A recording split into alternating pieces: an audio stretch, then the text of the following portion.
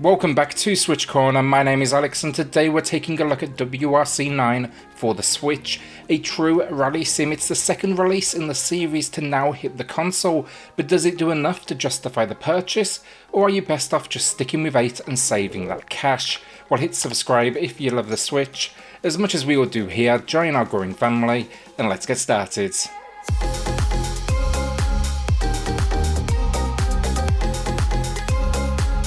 So first off, for those of you that maybe never played an entry in this series before, it's not an easy game. I played 8. I've had this one on the PlayStation as well since launch, and I still end up looking like a scene out of Cool Runnings as I just try to make my way to the end of a run. There are options here for difficulty for sure: anti-lock braking, traction control, starting assist, damage impact. You even get a slider that ranges from 50 to 150%, and that determines how fast your AI opponent's runs are, for the leaderboard. Just remember there, this is a rally game, so it's all time trial based, no multiple racer competitions. But still, look, with all of that, with all of those options, I'd never describe this as a particularly easy game. Rather, it's just slightly less difficult, but there's a high probability you'll look like a pinball bouncing around the track starting out. That's not a complaint neither against the handling. These are some of the best simulation race controls out there, matched maybe on consoles only by Codemasters F1 series, and that needs to desperately come to the Switch in my opinion. But look, it is sim through and through. It's designed for the dedicated, where you're willing to put time in to learn the cars, the handling, the tracks, the impact of tyre types, the setup of your car, and of course the weather and just general environment around you. When it comes to these cars as well, there's very little wrong with physics as well. Sure, you might have the occasional odd reaction to a crash here and there, but they are few and far between, and it is the best it's ever been. It's simply all on you now to master each of these vehicles, what is happening around them, and then the selection of cars as well. Each is so different, from the WRC to WRC 2 and 3 to Legends, so think classic cars to even bonus ones, which are a bit more out there, think like concept cars and even rear wheel drive. The only complaint I have on a control front I can't hold against the game honestly, it's the lack of analog triggers, meaning it's all or nothing on brakes and gas. That's a restriction though with the Joy-Con and the Pro Controller that the game even handles well. So good controls are one thing, but how about modes? And I do like the selection we get here. There's plenty of them, with a focus mostly on single player. So rally, it's all time trials as I said, so it does make sense. Quick races of course here though, select a rally, select a car, get to work. But then expect a challenge mode with 50 different stages. You're basically competing for medals, a test center to fine tune the car to your liking, so think the assist through to areas like suspension and brakes. But the real core of this game, it has to be the 2 included career modes. The standard career mode on offer here is one of the deepest racing experiences out there, as it pays focus not only on the race itself, but what happens at headquarters in between too.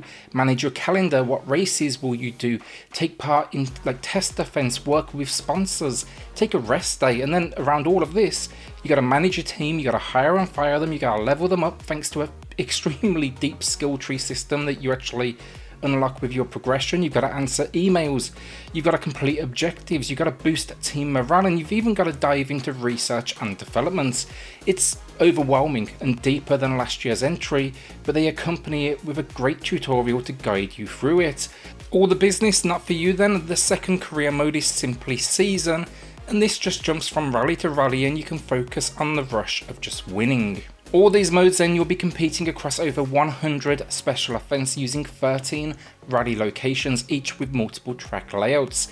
WRC 9 includes 3 new locations over the last entry this year, and it includes Kenya, Japan and New Zealand. You're looking at roughly 7 or 8 layouts per country. On the negative side of things though, WRC 9 is lacking, for the Switch at least, on the multiplayer front. First, there's no split screen, so that is seen in other releases of this title, nor does it have a few other modes that were multiplayer focused as well. What we actually get here is weekly challenges, so that's global and friends only leaderboards, and then clubs. I like the club idea, honestly. You create this lobby and you compete against friends, so you can invite people, make it private or make it public as well. I jumped into Glenn's from Switch Up where he had a free event series set up and we could compete for the best time. The only weird thing with club mode, when I set up my own events, it always made me and friends wait an hour before giving it a go, and it seems to be a restriction of the series. You put it in place and then you're looking at about an hour and 11 minutes until you can make that first run. Finally, performance, and for the most part it's outputting at 30 frames per second. It feels good. 60 would of course have been the preferred output, but look, it shouldn't cause you any issues. Where we do currently have a problem though is one track, or at least where I really felt it personally. This track is based in Germany. You drive down this like hill, you hit this wide open area, you can see a lake, you can see houses in the distance, and the game kind of crumbles a little bit to around that 25 mark. Not huge, sure, I'll give you that, but given the fact it's a game of micro adjustments in its handling, and yeah, I nearly crashed every single time. I had to really battle against it. Hopefully they can patch this issue out quickly, but it's worth knowing on launch the Germany selection may cause you a few issues. Everywhere else though, look again, I want to confirm no real issues at all. It was just this one particular moment for some reason. So graphically speaking, it's for sure an improvement over last year's entry. It's not a huge leap forward, but I think they've managed to get just that little extra detail in here. I think the cars, most of all, they look really, really good, especially in relation to weather effects, the impact it makes, like the snow and dirt that kind of kicks its way up onto the car. There is still pop in here in this world, and the image overall, it does have a sharper look to it, at least than last year's entry, but it also makes some of the rough edges, you know, the pixelation, a little bit more noticeable. In handheld, it is particularly stand out as shadows pop in just that little bit closer rather than when you're playing docked. The one good thing about the pop-in though, which is kind of a weird thing to say honestly, but I'd describe it as purely cosmetic.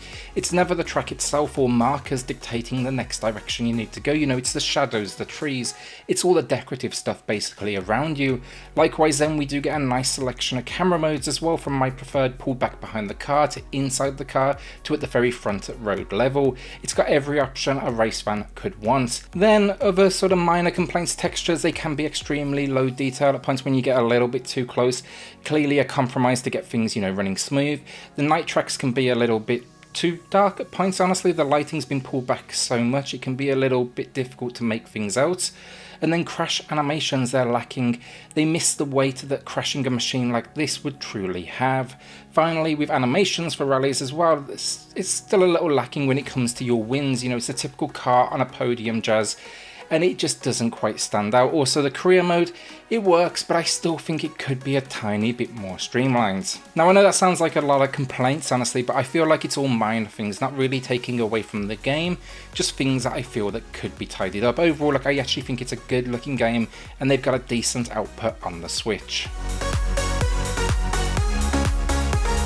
Audio finally, and it's decent. The cars, the weather effects, it all adds extra weight to the world. The engines sound powerful, which is all you could really ask for, and the crashes, they're okay, even if I think they could have been just a tiny bit more, you know, meatier.